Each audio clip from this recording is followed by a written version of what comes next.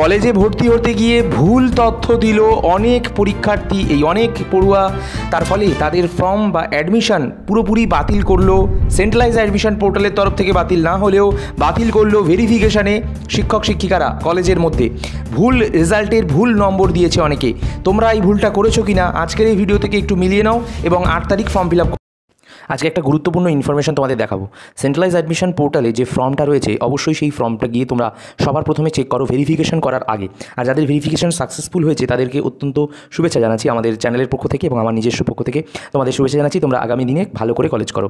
তো একটি মেয়ের যার খুব সমস্যা হয়েছে, এবং কী সমস্যা হয়েছে না, সে ফর্ম ফিল আপ করেছে এবং ফার্স্ট মেরিট লিস্টে নামও উঠেছে এবং সে ভর্তিও হয়ে গিয়েছে পেমেন্ট করে। তারপর ভেরিফিকেশন অর্থাৎ 31শে জুলাই ভর্তি হতে গিয়েছিল, এই ভেরিফিকেশন করতে গিয়েছিল, কারণ 31শে জুলাই থেকে 6 আগস্ট অবধি তার তারিখ রয়েছে।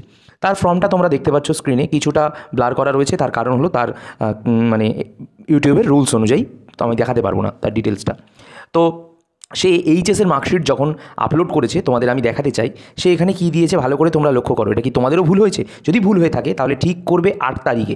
এখন কিন্তু ঠিক করা যাবে না, এবং এই ভুলটা যদি হয় তাহলে ভেরিফিকেশানে যাও। ভেরিফিকেশানে গেলে তোমার ক্যান্সেল হয়ে যাবে, আবার 8 তারিখে নতুন করে ফর্ম ফিল আপ করবে। কিন্তু যদি ভেরিফিকেশানে ভয় পেয়ে না গিয়ে থাকো ভুল করে, ঠিক আছে, এখন চেক করে নাও ভুল করেছো কি না। যদি না গিয়ে থাকো তাহলে কিন্তু প্রবলেম হবে। তাই বলবো তোমরা এই ভুল করেছো কিনা চেক করে নাও, নাহলে ভেরিফিকেশান কিন্তু ক্যান্সেল হবে এবং অ্যাডমিশনও ক্যান্সেল হবে। ঠিক আছে, তো এবারে তোমাদেরকে ছোট্ট করে বলি। দেখতে পাচ্ছ তোমরা এখানে যে এইচএসের মার্কশিট সে আপলোড করেছে। এখানে ভালো করে দেখো, বাংলাতে ফুল মার্কস কত, লেখাতে 80, লেখা 80 হয়, আর পাস করতে গেলে 24 পেতে হয় লেখাতে 80-র মধ্যে। আর সে এখানে দিয়ে দিয়েছে মার্কস 51। এবার আমি তোমাদের একটা ছোট্ট জিনিস দেখাই, এই 51টা তাহলে কি সে ভুল দিয়েছে? তো এখানে আমি এইচএসের মার্কশিটটা তার একটুখানি বের করব।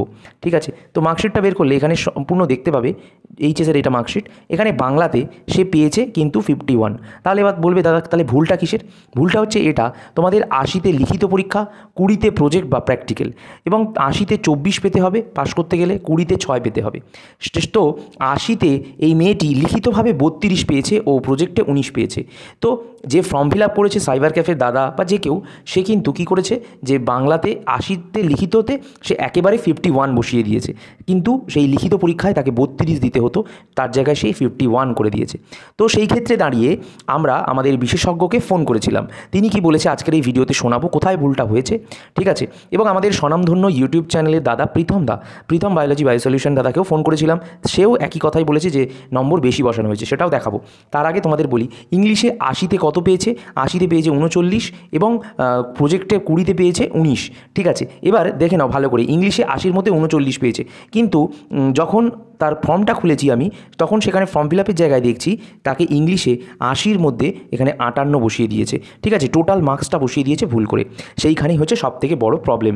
প্রজেক্ট বা প্র্যাকটিক্যালে 20-র মধ্যে কত পেয়েছো সেটা যেমন এখানে লিখতে হবে, সেরকমই লিখিতভাবে 80-র মধ্যে কত পেয়েছো সেটা এখানে লিখতে হবে। ঠিক আছে, দেখো এখানে 80তে 53 দিয়ে দিয়েছে। তো সেখানে দাঁড়িয়ে এইগুলো করার ফলে পার্সেন্টেজ অফ মার্কস কিন্তু অটোমেটিক বেড়ে গেছে, এবং তার ফলে হয়েছে সবথেকে বড় সমস্যা। তো বন্ধুরা, এই প্রবলেমটা তাহলে তোমার বুঝতে পারলে কোথায় হয়েছে।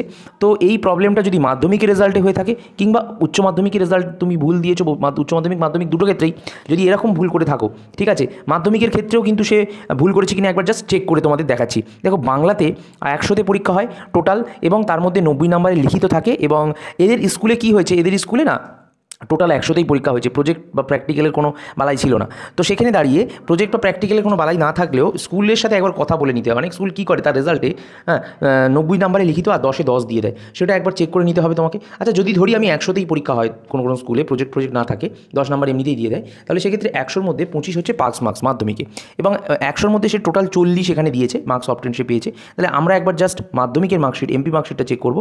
সেখানে আমরা দেখব, ভালো করে এখানে লক্ষ্য করো যে 90 নম্বর রিটেনে হয়। এইবার হচ্ছে সবথেকে বড় সমস্যা, 90 নম্বরে রিটেনে হয়, 10 নম্বর প্র্যাকটিক্যাল বা প্রজেক্টে হয়, টোটাল 100-র মধ্যে রিটেনে সে পেয়েছে কত, 30, আর ইন্টারনাল অ্যাসেসমেন্ট বা ফর্মেটিভে পেয়েছে 10 বা প্রজেক্ট যেটাকে বলে। তো 30 আর 10 দিতে হবে, মানে লেখায় 90-এ 30 দিতে হবে, আর প্রজেক্টে 10 দিতে হবে, আর টোটাল 40। আমি বললাম না তোমাকে যে এই ভুলটাই করেছে। তো মাধ্যমিকের ক্ষেত্রেও রেজাল্ট রেজাল্ট দেওয়ার ক্ষেত্রে ভুল করেছে কি, দেখো এখানে 100 ফুল মার্কস 100 দিয়েছে, এই 100টা প্রথমত ভুল হবে, 100 হবে না, এগুলো সব 90 হবে, কারণ রিটেন থিওরি পরীক্ষা রিটেন মাধ্যমিকে 90 হয়।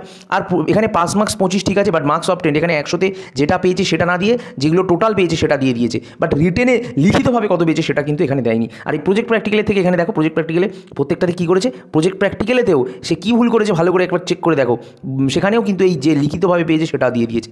তো ফর্ম ফিল আপ থেকে খুবই সাবধান, মানে যারা এই ভুলটা করছো তাদের কিন্তু প্রচণ্ড প্রবলেম কিন্তু হবে। এবং আবার একটা তোমাদের ছোট্ট কথা বলি, এই যে প্রেফারেন্স লিস্ট মাত্র একটি কলেজ সে ফিল আপ করেছে, কীরকম বড় সাহস ভাবো, তার কারণ তার যদি নামটা না উঠতো তাহলে সে কী করতো, এটা একটা বড় বিষয় বা বড় তথ্য কিন্তু আমাদের সামনে আসছে, যেগুলো কিন্তু তোমরা করো না। এই তথ্যগুলো ঠিকঠাকভাবে দিও। আর তোমাদেরকে বলবো সেন্ট্রালাইজ অ্যাডমিশন পোর্টালে যখন যাবে, আমি তোমাদেরকে একবার নিয়ে যাই জাস্ট সেন্ট্রালাইজ অ্যাডমিশন পোর্টালে, সেখানে দেখো এখন কিন্তু ভেরিফিকেশান চলছে 31/7/2024 থেকে 6/8/2024 অবধি। এই ভেরিফিকেশানের মধ্যে তোমরা প্রত্যেকে যা ভুল ভ্রান্তি করেছো সেটাকে নিয়ে ভয় পেয়ে ঘরে থেকো না। আমি যে চেক করার পদ্ধতিটা ভিডিওতে দেখালাম সেই পদ্ধতিতে চেক করে একটু যাও, কলেজে গিয়ে ভেরিফিকেশানটা করে নাও। যদি ভুল থাকে তোমার অ্যাডমিশন ক্যান্সেল হয়ে যাক, কোনো প্রবলেম নেই, তারপর তুমি 8 তারিখে আবার ফর্ম ফিল আপ